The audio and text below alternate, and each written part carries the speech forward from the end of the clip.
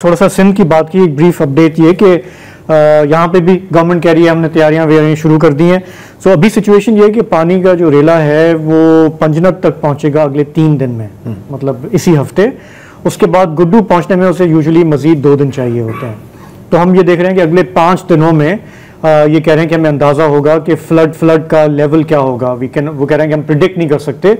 हमने कुछ इवैक्यूएशन की है, लेकिन अगर हमें लगेगा कि वो वाकई 8-9 लाख से ऊपर जा रहा है तो फिर हमें मजीद इवैक्यूएशन हम करेंगे। तो आहिस्ता आहिस्ता ये जो जनूबी पंजाब में इस वक्त माहौल है ये फिर सिंध की तरफ आ रहा है। अमीन आगे भी हम भारत की बात करेंगे। मैं एक चीज़ का जिक्र करना चाह रहा हूँ और अफसोस के साथ मैं कह रहा हूँ कि जब भारत में आपको इस तरह की कुदरती आफत आती है, मैंने नहीं देखा या शायद मैंने मिस हुआ है कि यहाँ पर कोई बैठकर खुश हो रहा हो। ठीक है, ऐसा नहीं होता। अभी अफगानिस्तान में ज़लज़ला आया है, कोई खुश नहीं है। भारत में भी अगर खुदा न खास्ता ऐसा कुछ होता है कोई खुश नहीं है। लेकिन आज ही मैंने एक इंडियन मीडिया क्लिप देखी है पाकिस्तान में जो इस वक्त कुदरती आफत आई हुई है, उसके बारे में आप भी देखिए। बहुत बढ़िया ग्राफिक्स है। पाकिस्तान पानी में डूब रहा है और हल्के से तैर भी रहा है, हल्का सा। ऐसा लग रहा है कि थर्मोकोल का बना है पाकिस्तान। एनीवे, मैं ये कहना चाहता हूँ बहुत बढ़िया चीज है। पहले प्यास से मारो और फिर पानी में डुबाओ, फिर प्यास से मारो फिर पानी में डुबाओ। अब बारिश हो रही है, मानसून का महीना है, तो अब पाकिस्तान में भी बारिश हो रही है, वहां पे भी वाटर लेवल राइज हो रहे हैं। बिल्कुल करेक्ट समय है कि और पानी डालो, और जैसे ही मानसून खत्म हुई सारा पानी रोक दो, डाइवर्ट कर दो। यही चलना चाहिए इनके साथ।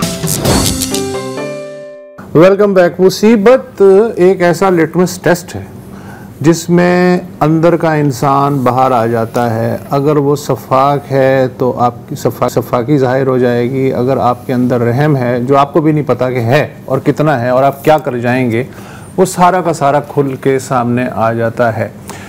ये जो सैलाब है, ये जो मुसीबत है, इसमें भी इस तरह की कहानियाँ हालांकि कम हैं लेकिन बहुत ठीक ठाक तरीके से सामने आ रही हैं। सोर्स ऑफ इंस्पिरेशन हम चाहें तो बना सकते हैं। मसलन मैं BBC की वेबसाइट पर पढ़ रहा था, एक आबिद हुसैन मलंग हैं, उनकी कहानी। 50 साल उनकी उम्र है, वज़ीराबाद से उनका ताल्लुक़ है। उनकी शादी हाफिज़ाबाद के गांव बलीकी 9 में हुई और मुहर्रम में वो अमूमन मजालिस में मशकीज़े से पानी पिलाने का काम करते हैं। वो गुजरांवाला से बलीकी 9 अपने भांजी को लेने गए थे, क्योंकि इस वक्त वो इलाका आहिस्ता आहिस्ता ज़ेरे आब आ रहा था। लेकिन इस इलाके में जब पानी तेज़ी से बढ़ने लगा तो आबिद हुसैन ने मुकामी रेस्क्यू हुक्काम से रब्ता किया और अपना तारुफ कराया कि मुझे अपनी इमदादी टीम में शामिल कर लें, क्योंकि मैं कश्ती अच्छी चला सकता हूँ। 80 की दहाई में दरियाए रावी में जब पानी हुआ करता था तो कश्ती चलाता था, और 90 की दहाई में कराची के समंदर में कश्ती रानी कर चुका हूँ। रेस्क्यू हुक्काम ने उन्हें अपने साथ शामिल कर लिया। आबिद हुसैन मलंग ने रबड़ की जो ट्यूब होती है उसकी मदद से हाफिज़ाबाद के इलाके खानपुर में पानी में घिरे हुए कई देही ख़ानदानों बिलखुसूस बच्चों को बचाया। और कहा यह जाता है, जिसकी तस्दीक रेस्क्यू हुक्काम भी करते हैं, कि उन्होंने 100 से ज़ायद लोगों की, जिनमें बच्चे भी थे, जान बचाई है। आबिद मलंग ने 2005 के ज़िलज़िले में बालाकोट में भी बतौर रज़ाकार, किसी ने उनसे नहीं कहा था, वो पहुंच गए बतौर रज़ाकार। कई माह तक वहाँ रहे, काम करते रहे। वो अक्सर अपना खून भी अतिया करते रहते हैं। सैलाब ज़दगान को अभी जो उन्होंने बचाया तो वहाँ के एक साहब ने खुश होकर उन्हें 1000 रुपये का नोट दिया। आबिद मलंग ने कहा कि ये जो 1000 रुपये का नोट है, मैं ये ख़र्च करने की बजाय महफूज रखूँगा, क्योंकि ये 1 करोड़ रुपए के बराबर है मेरे लिए।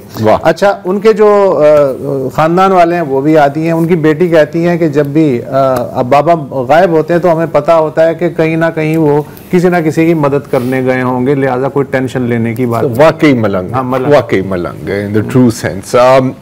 इस तरह की और भी बहुत कहानियां हैं, बहुत खबरें हैं। शेर मलिक साहब, अगर शेर मलिक साहब की हम तस्वीर चलाएं। शेर मलिक साहब ज़िला शांगला के रहने वाले हैं।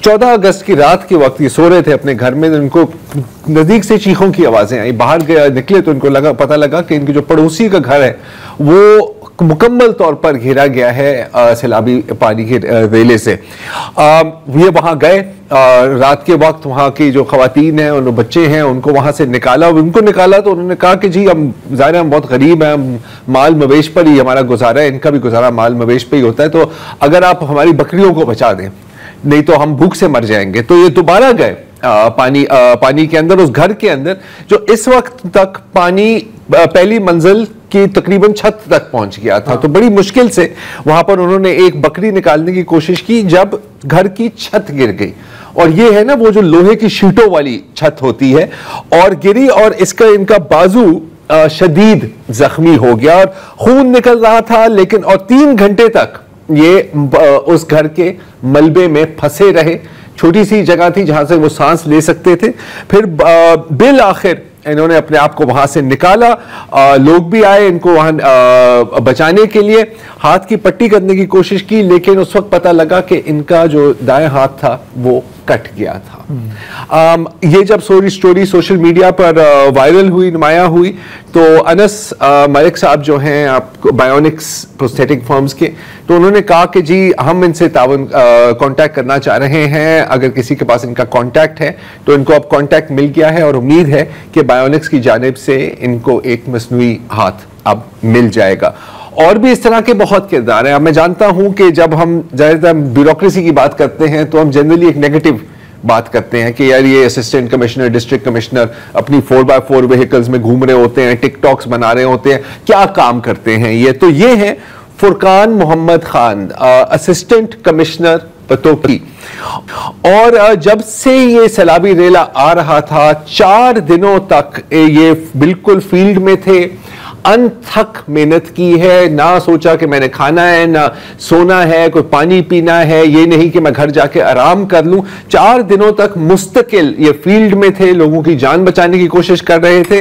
लेकिन चौथे दिन क्या हुआ कि चलते चलते एक दौरा चक्कर आए, वो गिर गए, और जब उनको फूलनगर अस्पताल पहुंचाया गया तो पता लगा कि स्ट्रेस रिलेटेड ब्रेन हेमरेज हो गई थी इन्हें। तो he died in the field of duty. I think अगर हम कहें कि ये शहीद हुए हैं तो ये भी बात गलत नहीं होगी। कुछ लोग हैं जिनकी थोड़ी सी एक ज्यादा अपलिफ्टिंग स्टोरी भी है। ये है चिन्योट पुलिस के हेड मुहर्रर सफदर सल्होत्रा साहब।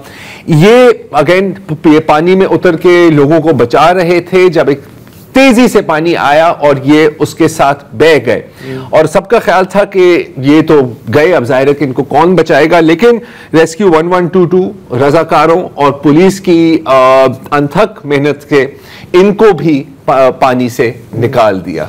तो सल्होत्रा साहब अभी भी अच्छा beyond the call of duty होता है। मसलन ये 2010 का जो सैलाब था, मैं लाड़काना जैकोबाद के रीजन में था, वहाँ एक डिप्टी कमिश्नर साहब थे, वो सोते नहीं थे और वो बंद मुस्तकिल जो है 24 घंटे उस पर वो विज़िट वगैरह करते रहते थे। फिर उन्हें ज़बरदस्ती जो है वो कराची भेजा गया कि मरवर जाओगे, जाके थोड़ी देर रेस्ट करो। तो बड़े उसमें हेजिटेशन के साथ वो गए। तो beyond the call of duty लोग काम करते हैं, और इनकी गुमनाम सिपाही जो हैं, गुमनाम हीरोज, इनकी तादाद सैकड़ों और हज़ारों में होती है। तो तमाम शहरियों, तमाम रज़ाकारों, तमाम एहलकारों, तमाम पुलिस और रेस्क्यू पर्सनल को हमारा सलाम।